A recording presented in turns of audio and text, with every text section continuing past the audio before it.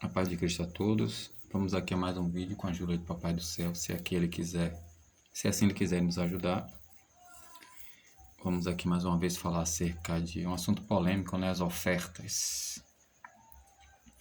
Por a gente não estudar o livro do Levítico, aquelas partes que agora eu não lembro agora os capítulos, mas do capítulo 1 até o 7 fala a respeito de algumas obrigações dos israelitas, né? Ofertas, primícias, holocaustos, ofertas voluntárias, sacrifícios pacíficos, entre outras coisas. Como a gente só repete alguns versículos batidos, né, de algumas passagens, a gente ignora Deuteronômio capítulo 14, Deuteronômio capítulo 15, a respeito do ano da remissão, Números capítulo 18, ignoramos a questão do ministério levita, que é o sacerdócio levita e o sacerdote arônico, né? Não sabemos dessa distinção, as suas funções. Bem resumidamente, sinteticamente, em Números capítulo 3, 4 e 18. Ignoramos o motivo pelo qual, algum dos motivos, né? Um dos motivos que levou o povo de Israel a ser expelido da terra de Israel, tanto Efraim como Judá, né? Não socorreu o órfão, a viúva, guardar o dinheiro, o salário do jornaleiro, entre outras coisas, e alguns outros crimes descritos em um texto bíblico. Para piorar, a igreja, o romanismo católico estabeleceu no ano 580 o dogma do dízimo, né? Que é a ideia do termo dogma é impor, determinar ou editar uma lei com base na suposição, no que acha, do verbo dogmazo. Eu acho, eu penso, eu suponho, eu acredito, eu creio e imponho. Esse dogmazo vem do verbo doquel. Eu acho, creio, suponho, acredito.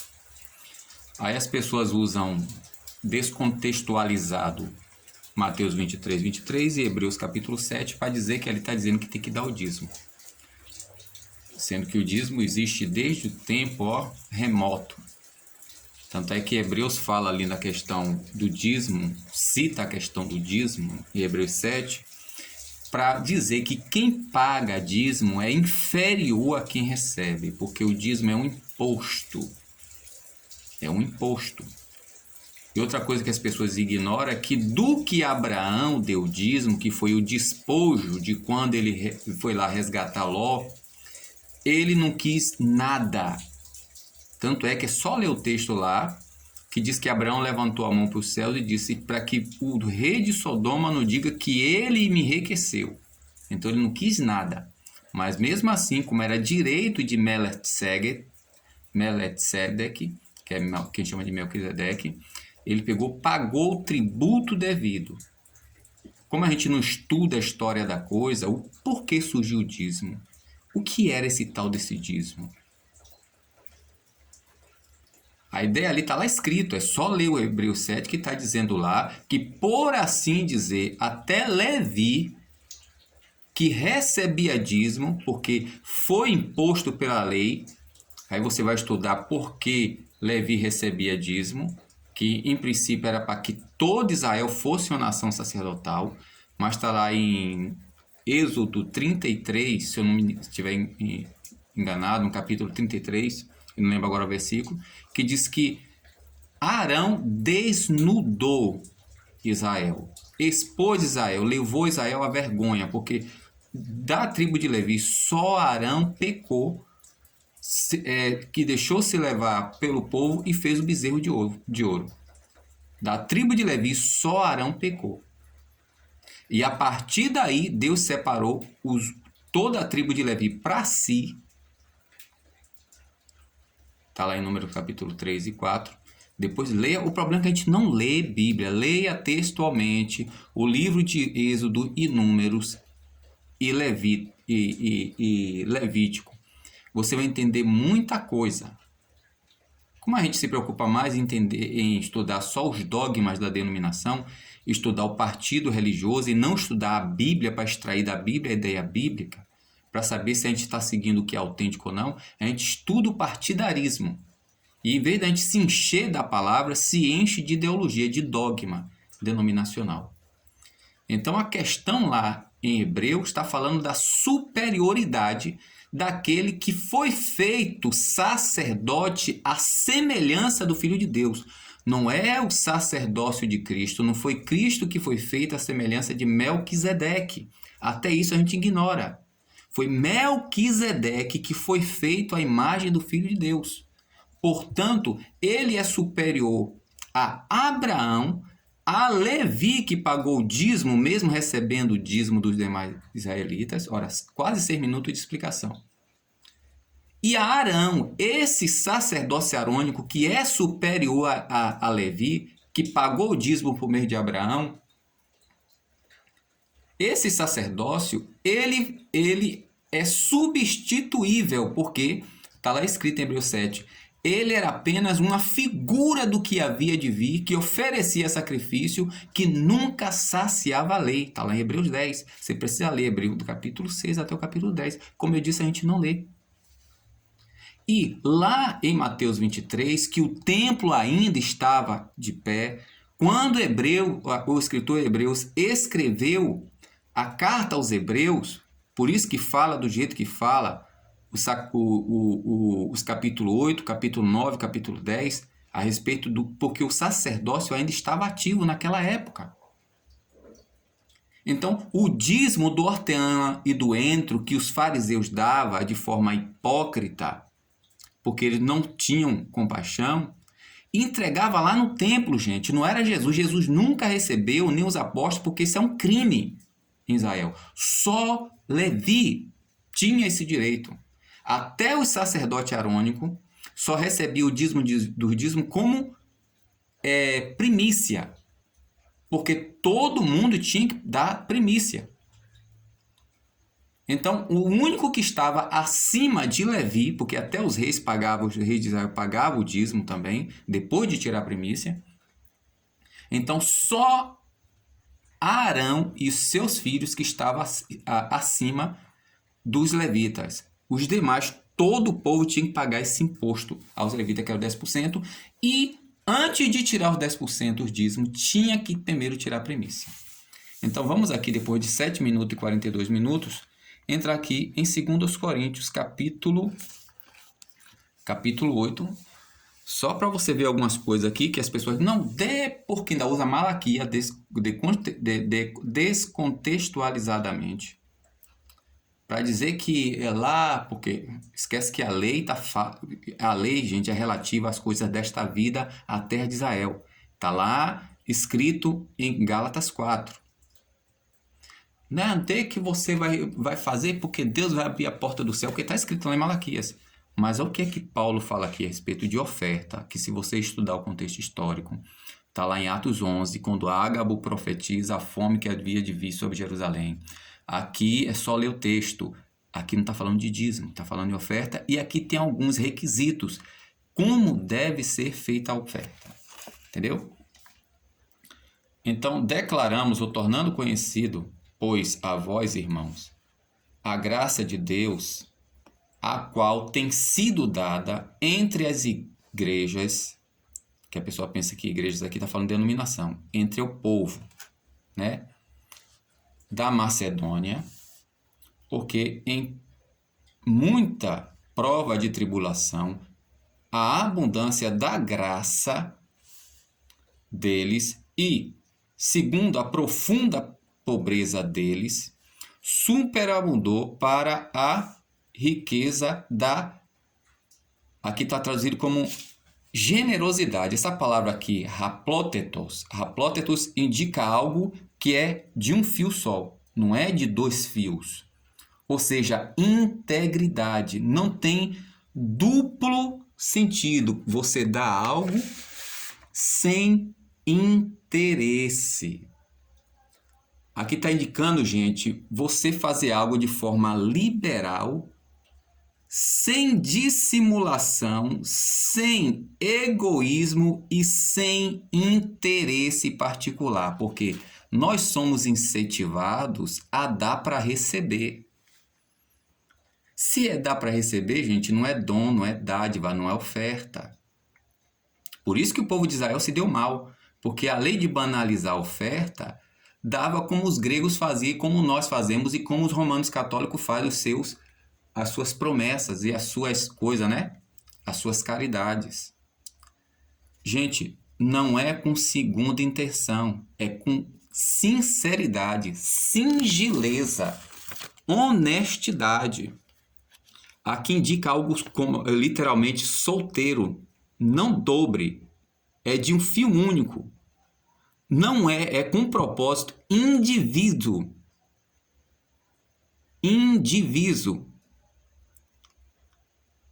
Aqui não tem segundas intenções, né? Eu vou dar para eu receber, ou então eu dou porque eu recebi. Não.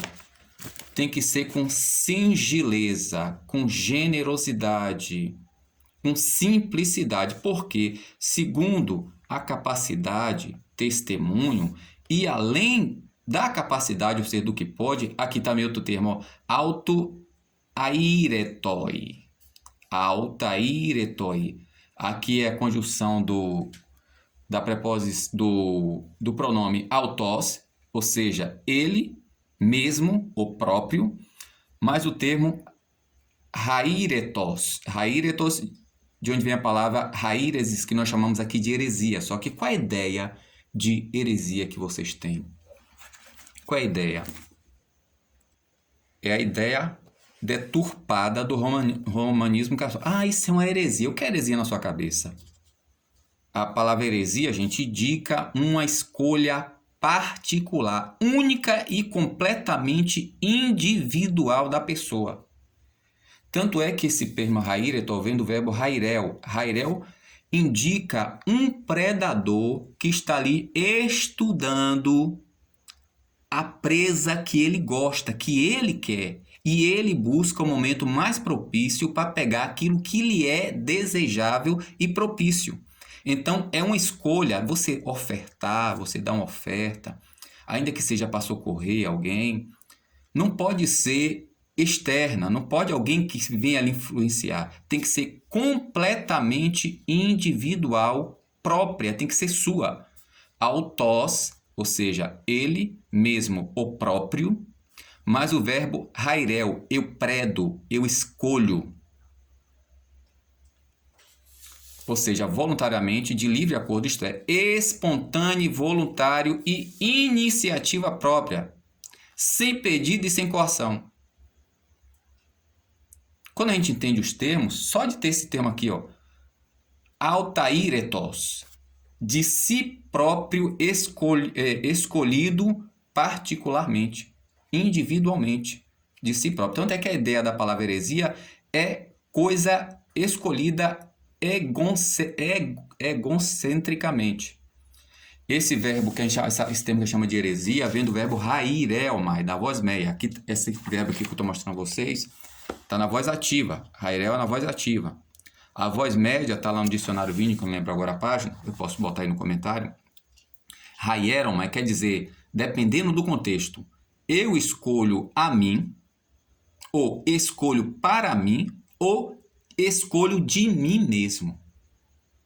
Então, oferta, gente, não é porque alguém está ali lhe constrangendo. Tanto é que mais adiante você vai ler aqui, que não vai dar para eu fazer o vídeo muito extenso aqui. Né? Não, porque, irmão, como é que pode fechar o coração? Dê que Deus vai abrir. Se você não pode ser, né? Porque alguém ali começou a pregar, não, irmão, porque tem que socorrer, porque tá assim as pessoas na África. Que não. Em primeiro lugar, mais adiante que vai, você tem que estar predisposto. É você que tem que tomar essa iniciativa. Tanto é que a palavra amor, gente, não tem nada a ver com sentimento. Amor é um estilo de vida. 1 Coríntios capítulo 13. É um estilo de você dedicar-se a ser útil, a servir, e estar ali para servir o outro. Vamos lá. Então, além de ser de escolha própria, cadê? Ó, de própria escolha, com muita consolação, rogando de vós a graça e a participação ou a comunhão do serviço ou da diaconia dá para os santos. E, segundo esperamos, ou conforme a nossa expectativa, não apenas a si próprio deram primeiro ao Senhor, ou seja, é algo, é produto da nossa entrega de nós mesmos a Deus, porque você aprende a ser como Cristo foi. Né? Como está lá em 1 João 3,16, nisto está o amor de Deus, que Cristo deu a vida por nós, nós devemos, por isso que nós temos que estar, gente, sabendo qual é o nosso chamado, o nosso ministério, Romanos capítulo 12 e 1 Coríntios 12. Você sabendo qual é o seu ministério, você vai estar se preparando, treinando e se preparando para no momento certo você estar à disposição. Porque diz primeiro, não somente deram primeiro ao Senhor e a nós, de acordo com a vontade de Deus, para o rogar a vós a Tito, a fim de que, segundo pré-começastes, assim também consumar, que consume a vós a graça tal. Mas assim como em tudo abundais, na fé, no assunto, abundais de quê? No fundamento, gente, que aqui na nossa versão traduz como fé, mas a ideia aqui de fé é plena convicção de algo. Como é que eu vou fazer algo sem eu ter a plena convicção?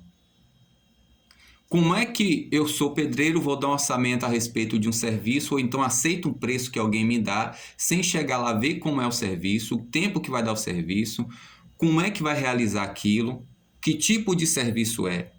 Então a ideia de fé, gente, é plena convicção, está lá em Hebreus 11. É plena convicção do que se está fazendo, do que se está esperando, do que se está seguindo. Então a pessoa tem que abundar não somente na plena convicção, como assuntando, estudando, tendo noção, o termo aqui palavra, do assunto em palavra, que dependendo da versão vai estar bem diferente na sua versão em português. 1 Coríntios, estava lá na palavra. E no conhecimento, como esse aqui, gente, é a emissão de opinião ou de diagnóstico depois de um profundo estudar, que é a palavra logos,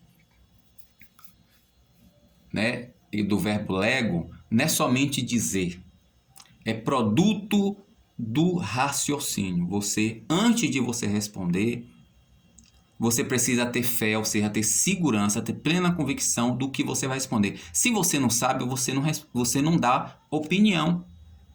Se você não dá opinião, não dá um diagnóstico, então você não vai ter diligência. Por isso, gente, que nós temos que ter plena convicção do que estamos fazendo. Não tem que ser com interesses escusos, nem com duplicidade, e nem por obrigação. Tem que ser de forma generosa, íntegra, tem que ser de eu mesmo escolher, de mim mesmo, não tenho que ser acuado nem constrangido. Entendeu? Senão não é graça. Senão não é graça. Não é abundância da graça.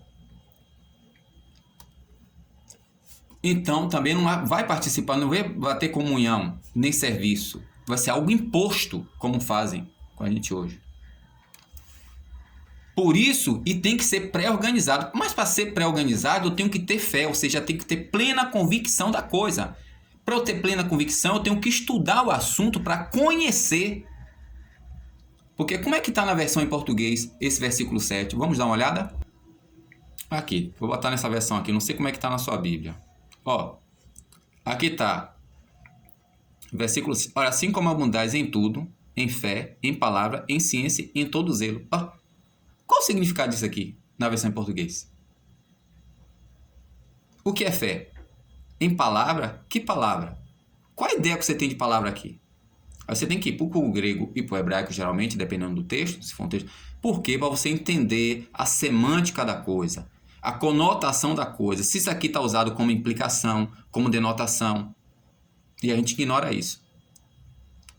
como é que está aqui? E qual é o sentido de fato aqui? Fé, gente, é a plena convicção. É você ter base naquilo que você vai fazer, porque você tem plena consciência, conhecimento e certeza. Por isso que tem que ser pré-organizado. Você começa antes. Como é que você vai começar antes de uma coisa que você não tem conhecimento?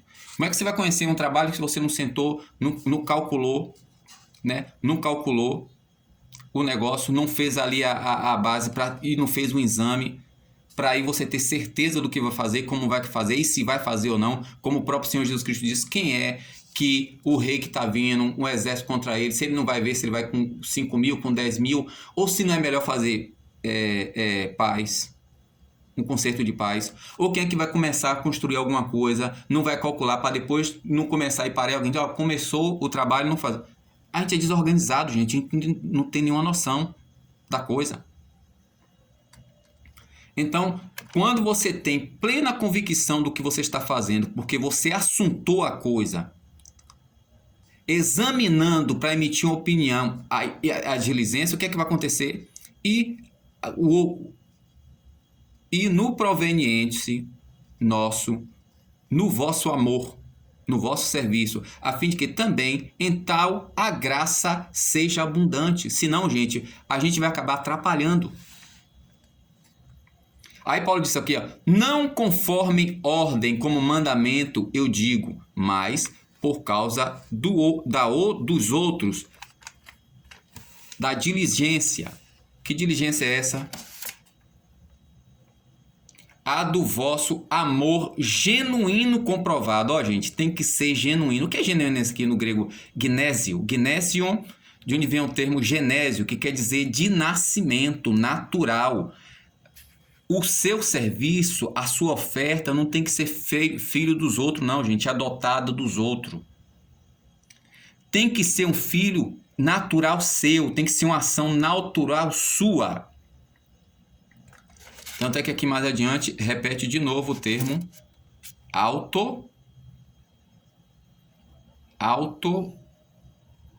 auteritos. Aqui no versículo 17 repete o termo 17 quanto? 8 e 17. Ele repete aqui, de si próprio. Escolhido. Vamos voltar aqui. Então, conforme o amor tem que brotar esse estilo de vida, esse desejo de servir, tem que ser completamente comprovado, tem que ser comprovadamente nascido de você, de mim. Não pode ser forçado por alguém. Não pode alguém pegar um negócio lá que ele fez, que não conseguiu assumir o compromisso e agora está lhe constrangendo para você agora sustentar um filho que não é seu. Você não tem nada a ver, foi um problema que ele procurou. Não, é algo que você tem que ser aqui, versículo 6, você tem que ser antecipado. Se você tem plena convicção, se nasceu de você, se você escolheu, se você tem plena convicção, tem certeza, você estudou o assunto, você já sabe qual é o seu ministério, você se antecipa, você está preparado. Está preparado porque é algo que nasceu de você e você já tem se dedicado comprovadamente nisso. Porque sabeis a graça do Senhor, nosso Jesus Cristo, que por causa de vós empobreceu, rico sendo, a fim de que a vós, naquela pobreza, fosseis enriquecidos. E aconselho nisto dou, e um conselho nisto dou, porque tal a vós proveitoso é, os quais não apenas o dá, mas também o querer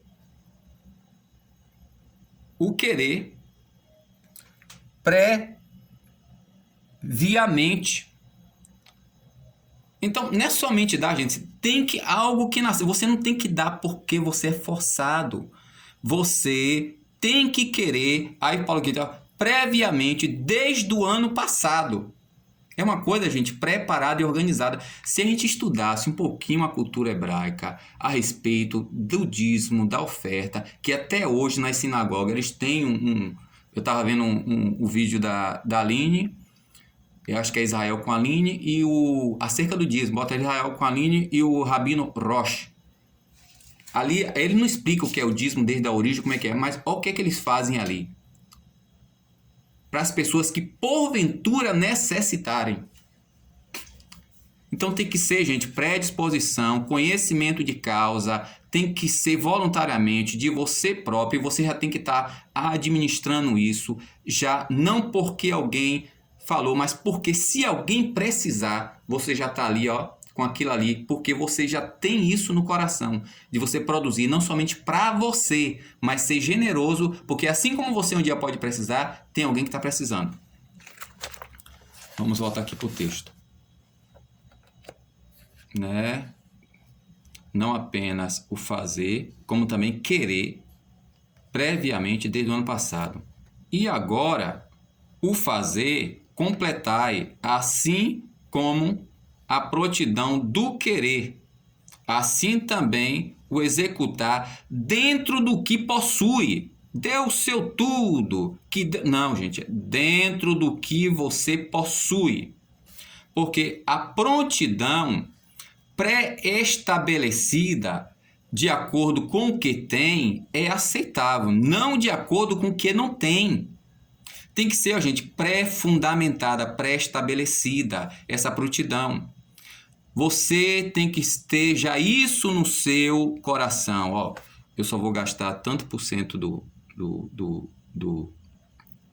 meu salário, aqui é a compra, aqui é o negócio do mês, eu tenho que guardar isso aqui. Mas antes disso, ó, senhor, isso aqui tá aqui, ó. Aqui é porque para ajudar alguma pessoa que precisar, porque eu vou, sei lá, um orfanato, não sei o que lá, etc, coisa e tal. Sempre você tem que... A gente não tem essa aula de economia para a gente ser organizado em tudo. Tem que ser pré-estabelecido. Segundo que se possa, não porque... Vai dizer aqui... Porque não a fim de que aos outros alívio e a vós tribulação, mas proveniente de igualdade. Igualdade de que todo mundo tem o que precisa, o suficiente.